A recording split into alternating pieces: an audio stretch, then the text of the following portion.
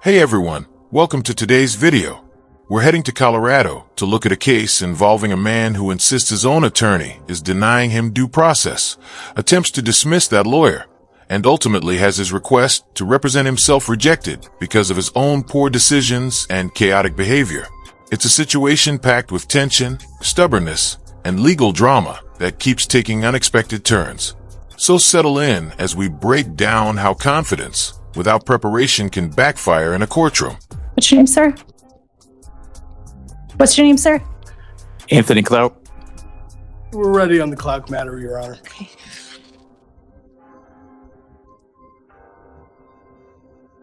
Is that with a K? Number 29, Your Honor.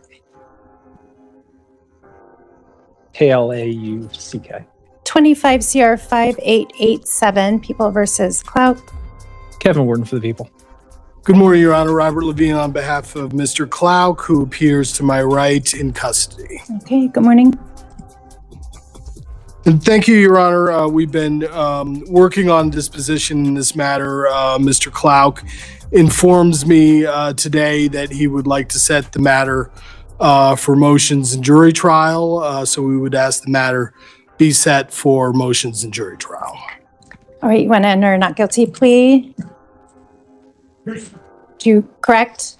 And At this time, Your Honor, I would like to relieve Mr. Robert Levine as my counsel, and I would like to enter a plea of not guilty, Your Honor.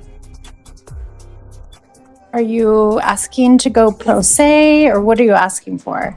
I am firing Robert Levine for violation of Title 18 United States Code 241 under conspiracy against one's rights. I have also have some motions in my pocket in regards to complete dismissal of all charges, Your Honor. Are you asking to proceed pro se? Are you asking the court to appoint alternate counsel? Let's start one at a time. Alternate counsel, Your Honor. Mr. Levine, are you ADC or are you private? Your Honor, I am ADC and I work for Mr. Reich, who was appointed on the case as well. Okay. So Mr. Reich is the appointed counsel. Correct. Right. Okay, and you're with his office. Okay. Mr. Clout, in order for the court to appoint counsel other than the one that's already appointed, I have to make a finding that there's a legal or ethical conflict. Are you asserting a legal or ethical conflict? Yes, ma'am, Your Honor, for violation of my constitutional rights of due process, and not only that, but also committing a conspiracy against me under Title 18 United States Code 241, Your Honor. Okay. Here's what I'm going to do, because I have a pretty long big docket. I'm just going to pass your matter. We'll call your matter at the end of the docket, sir. You can provide whatever information you want, but I need to make that initial determination before I can proceed in either direction, and then you'll have some decisions to make. Okay? So we'll recall your case at the end of docket. Yes, ma'am, Your Honor. Okay. All right, that was the end of his first hearing. The court didn't get back to his case on that docket, but he returned a few days later so they could deal with his request to fire his own lawyer. Your Honor, I straight fired this dude multiple times. He is not my attorney. This is our motion to adjourn. Mr. Clout, we're going to call your case and then we can have a conversation, okay? This is 8 on the docket, 25 CR 5887, People versus Anthony Clout. Kevin Warden for the people. Rob Levine on behalf of Mr. Clout, who appears to my right in custody. Okay. Good morning, Mr. Clout. First, I wanted to say I told you on Monday that we'd hear you that afternoon. I was unable to do so because counsel were not available. So that's why we had to reset you for today. Any questions on that? No, ma'am. Okay. On Monday, I had set the matter over because, as I understood from Mr. Clout, he wanted alternate counsel appointed. I indicated that I need to hear some more information on that. And then since that time, there's a pending motion filed by counsel indicating that they are requesting to withdraw. Is that accurate? Yes, Your Honor. Okay. The motion indicates that the basis for the withdrawal is that Mr. Clark wanted to proceed pro se, which is not what I understood on Monday. Is something changed? Your Honor, that's based on my meeting with Mr. Clark yesterday. That's the representation he made to me. Okay. Mr. Clark, let me ask you, again, that's not what I understood you to be saying on Monday. Are you asking to proceed pro se, or are you asking the court appoint another attorney to represent you? I would like the court to appoint another attorney based upon my Miranda rights, Your Honor, due to Mr. Robert Levine violating Title 18 United States Code 241, conspiracy against one's rights, and violation of due process under the Fifth Amendment of the United States Constitution and Article 2, Section 25 of the Colorado Constitution as well, Your Honor. Okay. So a couple things there. I'm just going to advise you generally. You have court-appointed counsel. You are entitled to court-appointed counsel when you are determined to be indigent and you're in custody, so you're determined to be indigent. The court appoints counsel. In your circumstance, there was a conflict with the public defender's office that was determined earlier on. Based on that conflict, you were appointed, I believe, technically it was the law office of Scott Reich was appointed, but Mr. Levine has been representing you, is that correct? Yes, ma'am, Your Honor. Okay. In order for the court to find a similar conflict or another conflict that would warrant appointment of yet another counsel, I can only do that if I find that there is a legal or ethical conflict. Does that make sense? I would think that there would be a legal conflict based upon violation of due process, Your Honor. It's hard to understand the logic here. You're accusing your own attorney of violating your right to due process, something that realistically can't happen since your lawyer isn't the one filing charges against you. If we take your claims at face value, the only possible argument would be ineffective assistance of counsel. But even that seems shaky given how you've handled the situation.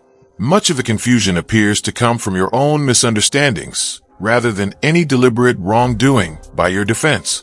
Instead of helping your case, this approach only makes it harder for your attorney to represent you effectively. What I want to say this is, in order to make that determination, I'm going to have to ask you for some more information on what you assert the legal conflict is. I want to advise you ahead of time that any conflict allegations that you make, to the extent that they may touch on privileged information between you and your counsel, that privilege would be waived as it relates to the conflicts that you assert. Same with confidentiality. It would be waived as to any conflicts you assert. Your attorney would be able, and indeed I would require that they respond to any allegations. Do you understand that you're waiving any privilege or confidentiality? Yes, ma'am, Your Honor. Okay. Help me understand, what is you mentioned the conflict has to do with Miranda. What is that? In regards to Miranda, I actually have written motions that I would like to submit to the court and also the people as well, Your Honor. Is that possible? I can't do it directly. You'd have to file it with the clerk so you can mail it. Well, once again, Your Honor, I am in custody and I cannot file it with a clerk, and all I can do is written motions, Your Honor. Yes, written motions are often filed by people in custody. You can do that through the jail in the mail. But if you'd like to make a record, and if that is in just reading from the motion, I'm happy to hear. Yes, ma'am. I'd like to read the motion if that's possible, Your Honor.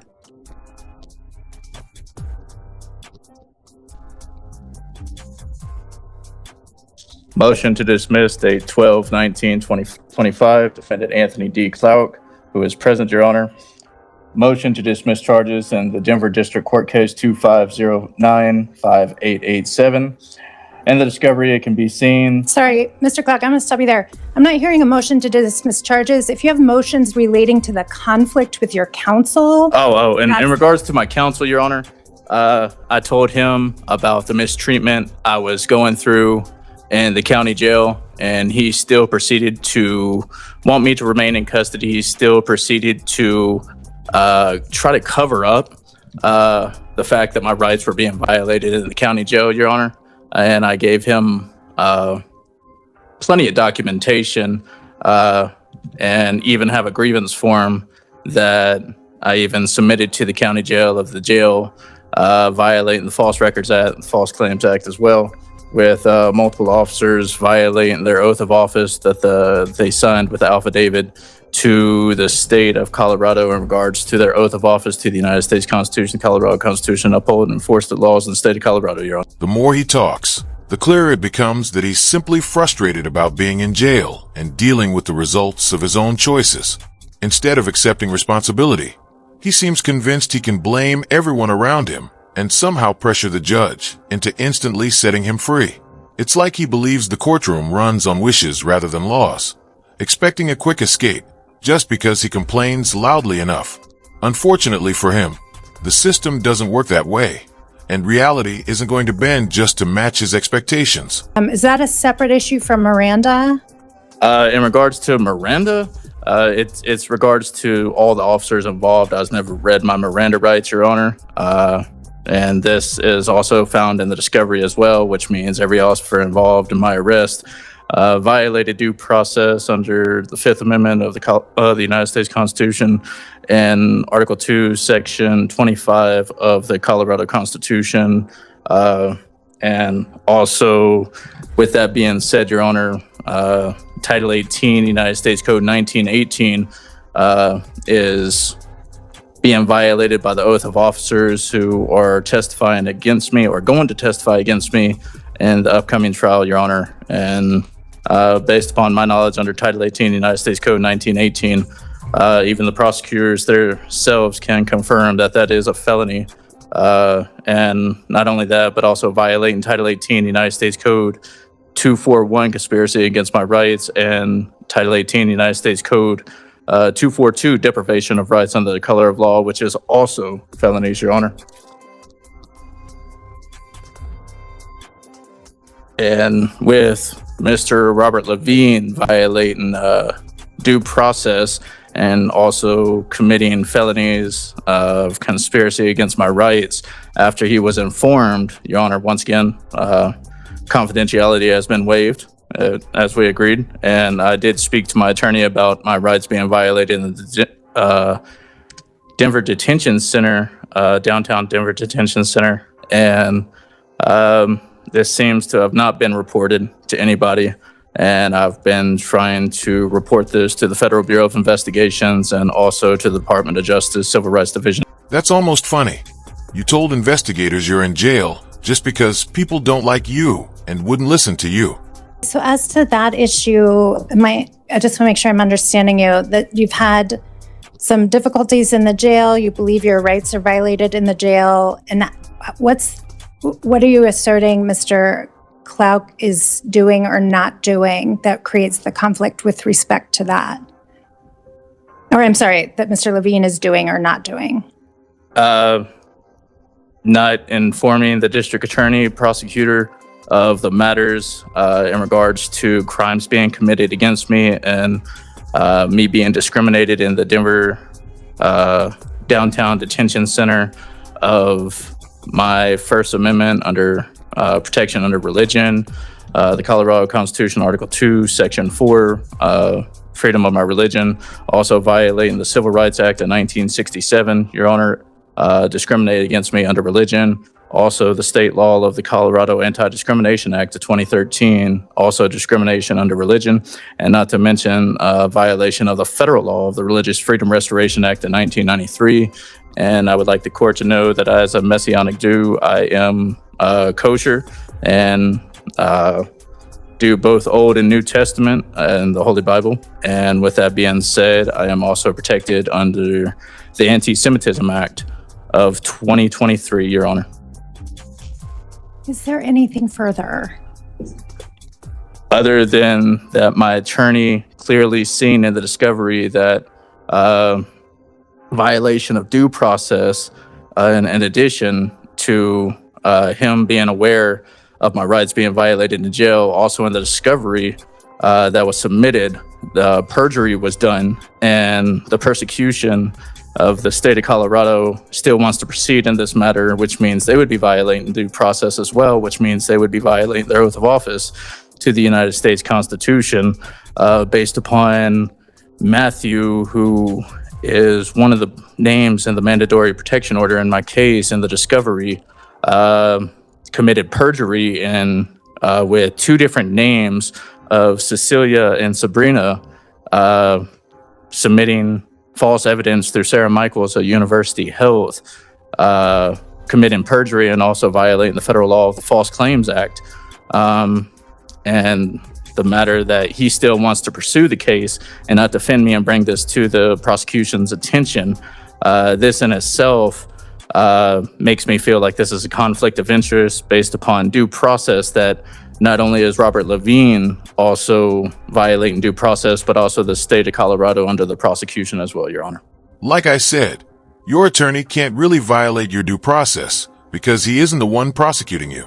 He did raise a fair point about the names on the charging document being incorrect, but there's a reasonable explanation for that, and the very lawyer he's accusing is about to clarify the situation for the court. Mr. Levine, did you want to respond to anything? Briefly, I think what he is actually referring to is the SBI forms in the case. That's something we discussed. The SBI forms contain different names than the alleged victims in the case, possibly an oversight from Denver Health. I've explained to Mr. Klauck that having the wrong names on the SBI form doesn't necessarily mean that they can't prove the second degree assault allegations. That would probably be something that would be fixed pre-trial with endorsement of the medical professional.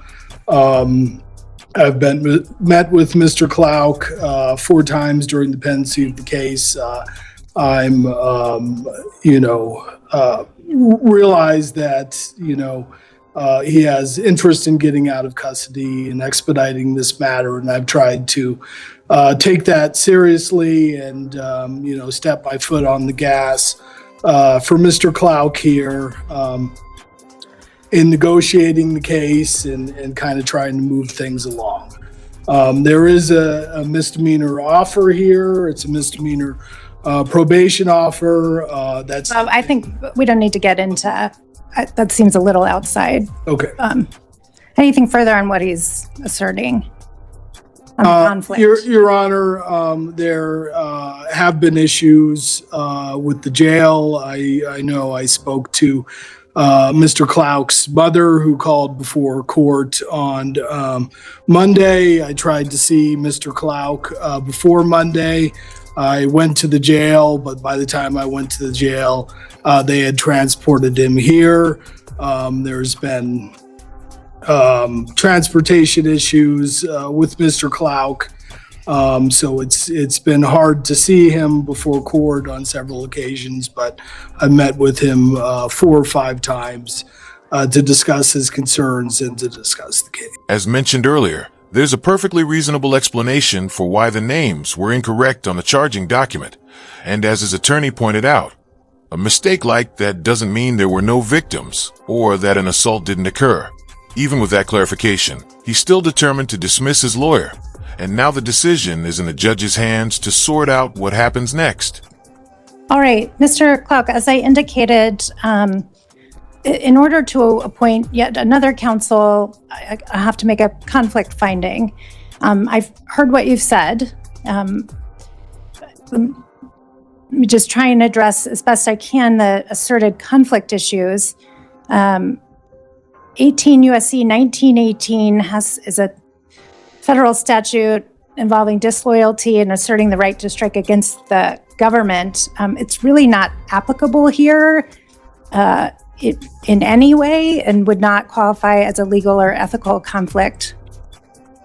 As to issues regarding whether or not Miranda rights were violated, whether or not there are discrepancies in the discovery, and whether the case is provable, those are not conflict issues. Those are issues that are subject potentially to litigation. I haven't read your discovery. I don't know whether there is a Miranda violation or not.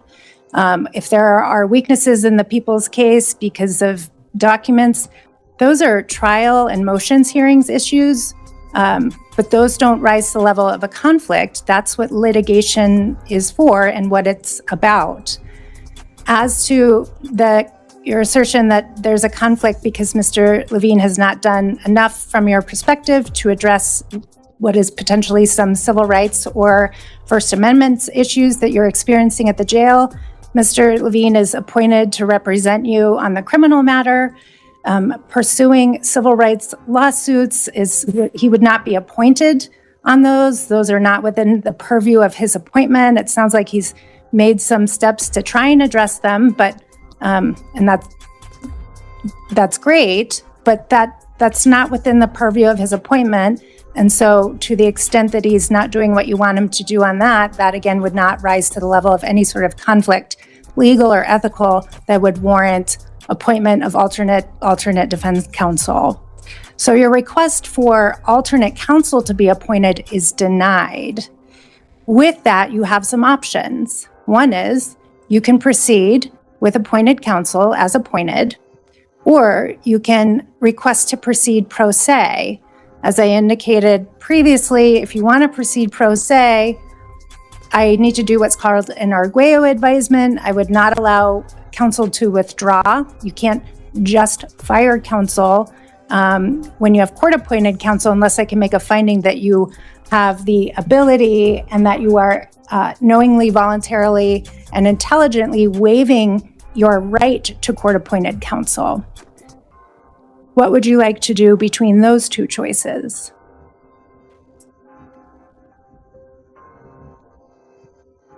We've seen a few people invoke God when it comes to legal representation, and it almost never turns out the way they expect. I highly doubt that taking the case into your own hands is exactly divine guidance, though maybe it is, if you consider it keeps someone off the streets for a while and gives thousands of people on YouTube a front row seat to some unintentional entertainment. Okay, I'm going to go through what's called an arguello advisement with you. Arguello is just a case that talks about what types of advisements and findings I would need to make for you to proceed pro se.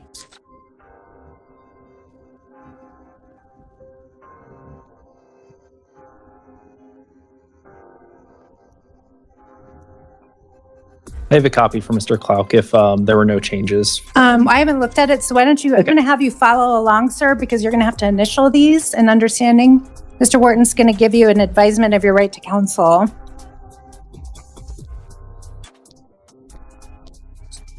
Okay, you have that written advisement in front of you? Yes, Your Honor. All right. It's entitled Advisement of Right to Counsel. To the defendant, Anthony D. Clark, that's you.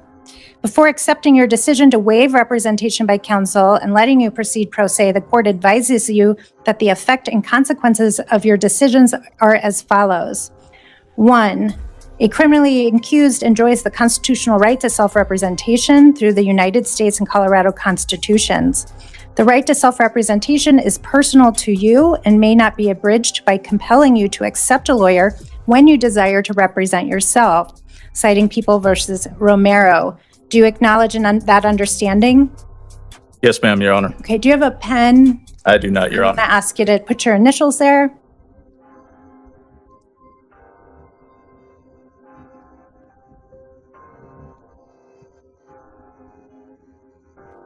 Sir, do you understand that you have the right to be represented by counsel throughout these proceedings?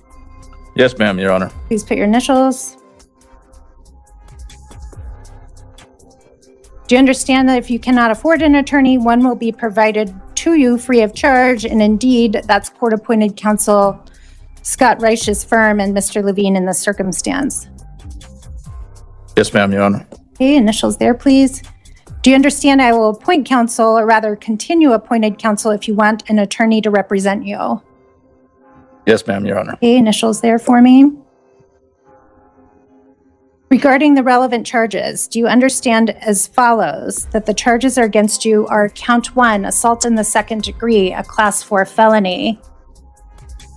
Yes, ma'am, Your Honor.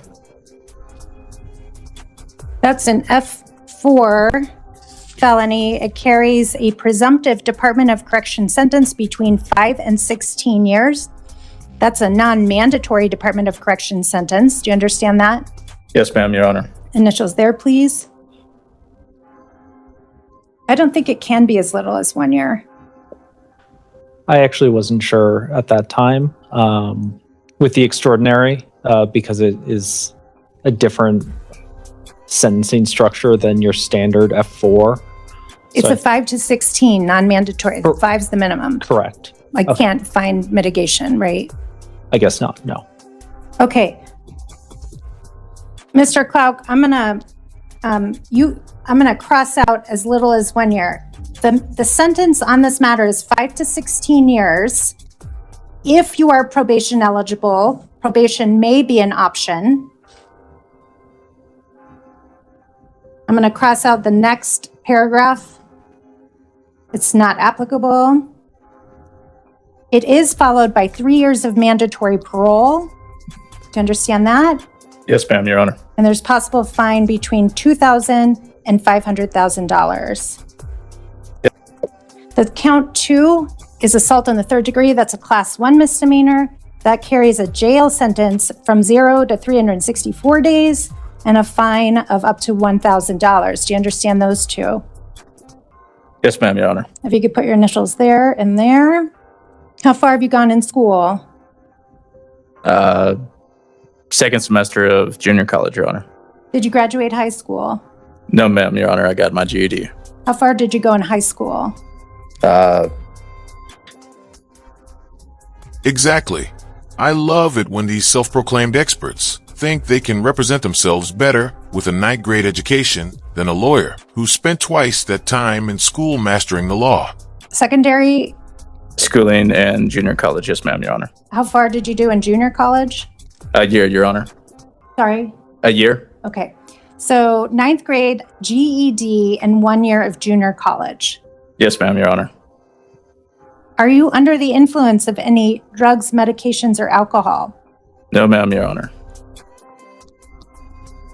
Is there any reason why you may not understand these proceedings? No, ma'am, Your Honor. Check no there. Do you understand that I will allow you to consult with the public defender before you make a decision? Well, I'll allow you to consult with counsel, but there is a conflict with the public defender. But before you make the decision to waive your right to counsel, you may consult with your counsel now. Do you understand that? Based upon the motion that he has submitted to the court, he is no longer my counsel, Your Honor. No, he is your counsel unless and until I grant the motion.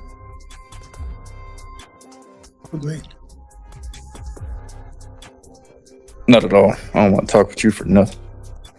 Do you understand that I'll give you time to consult with your counsel before? Yes, ma'am, you Your make Honor. this- I Let me apologize. finish. Do you understand that I'll give you time to consult with your counsel before you make this decision? Yes, ma'am, Your Honor. I apologize. Okay. Please check yes.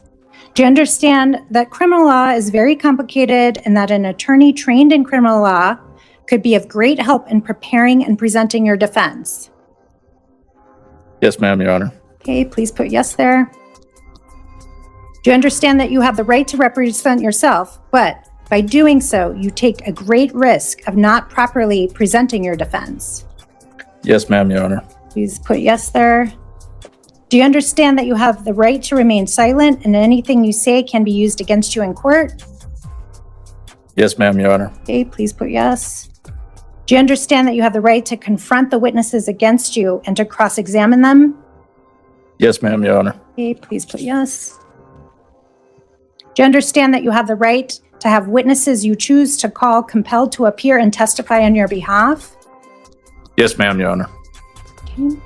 Do you understand that the court may, but is not required to, appoint advisory counsel to assist you in the preparation of your case? Yes, ma'am, Your Honor. Knowing your right to the assistance of counsel and knowing the disadvantages of proceeding without the assistance of counsel, is it still your desire to represent yourself in these proceedings? Yes, ma'am, Your Honor. Okay, please check yes. Is this decision to represent yourself made of your own free will? Yes, ma'am, Your Honor. Okay, please check yes. Is this what you want to do? Yes, ma'am, Your Honor. Let's be real. What he really wants is to be at home, lounging on the couch, and indulging in some mindless fun instead of dealing with the courtroom drama. Understand that if you waive the right to counsel, you will still be bound by all the normal rules of procedure and evidence, and that counsel would be familiar with these rules. Yes, ma'am, Your Honor. Please put yes. Do you understand that there are possible defenses to these charges, which counsel might be aware of, and if these defenses are not raised at trial, they may be lost permanently? Yes, ma'am, Your Honor. Do you understand that in addition to defenses, you have many rights that, if not timely asserted, may be lost permanently, and that if errors occur and are not timely objected to or otherwise timely raised by you, these errors may be lost permanently? Yes, ma'am, Your Honor. You are further advised that the advantage of representation by counsel is counsel's familiarity with the following procedures: pretrial motions, including motions to suppress, challenges to the bill of information or the indictment, protecting your right to a speedy trial, selecting a jury, cross-examining all witnesses against you, challenging the admissibility of any evidence presented against you, calling witnesses and presenting evidence on your behalf, arguing the facts and evidence to the jury in your behalf, arguing the law and evidence to the judge, and in the event of a conviction, filing, presenting, and arguing motions for new trial and/or arrest of judgment. In the event of a conviction, arguing the circumstances, facts, and law on the presentation of witnesses and mitigation of that sentence. Do you understand that an attorney who's barred and familiar with criminal law will be better prepared to do all of those things? Yes, ma'am, Your Honor. You're further advised that if and when errors occur during the trial, the right to appeal based on those errors is permanently lost by you unless you object to those errors at the appropriate time. Yes, ma'am, Your Honor. Do you understand that you'll be precluded from asserting the ineffective assistance of counsel concerning all proceedings in which you choose to represent yourself? Yes, ma'am, Your Honor. Have there been any threats or promises that have induced or caused you to waive your right to counsel? No, ma'am, Your Honor. And then I'm going to have you sign, sir, and date at the bottom. Before I read this to you, I'm going to just let you know, sir, I would highly encourage you not to represent yourself. Do you have any training in criminal law? No, ma'am, Your Honor. Just knowledge of the Constitution, and I know that my rights are being violated in this case, Your Honor. Okay. Sir, as I've sort of given you a preview, I don't know that you have knowledge of criminal law or the Constitution, because the arguments you made to me today would not hold up. And probably if you're going to make similar arguments going forward in motions and trial, those are not likely to have any merit. Well, then I would believe that this court is also in violation of due process of my constitutional rights, Your Honor. Okay. Having given you that advisement, do you acknowledge a full understanding of the rights you have and the rights that you're giving up?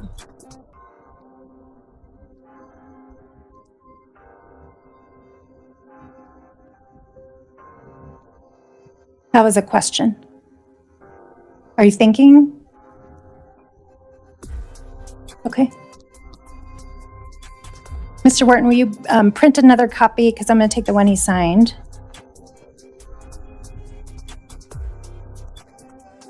It was not signed, Your Honor, nor dated yet. Okay, I'm just going to ask a printed version, because when you sign and date it, I'm going to take that and that'll be part of the court file. Yes, ma'am. We'll be sitting here for a while. And that's probably fine with her and everyone else, since it's not their freedom on the line. One thing to note before we wrap up: she's actually doing you a favor by pointing out that the complaints you're fixated on have no legal weight and won't protect you when your trial comes around. No, ma'am, Your Honor. I just refuse to continue with this proceedings based upon you clearly told me that the motion in regards to my rights doesn't matter in the case. So, you know what? We'll just see how it goes, Your Honor. We'll see how it goes. If you're unwilling to answer that question or sign the document, I'm going to make a finding that I cannot find that you're knowingly, voluntarily, and intelligently waiving your right to court-appointed counsel. I'm going to deny your request to go pro se. You'll continue with counsel as appointed. All right, that wraps up the video. She spent the next few minutes scheduling his upcoming court date for next week, and I'll post it as soon as he appears. Each hearing seems to get more intense than the last. Is it just me? Or is he giving off serious sovereign citizen or First Amendment auditor vibes? Drop your thoughts in the comments. If you enjoyed the video, hit like. If not, hit dislike.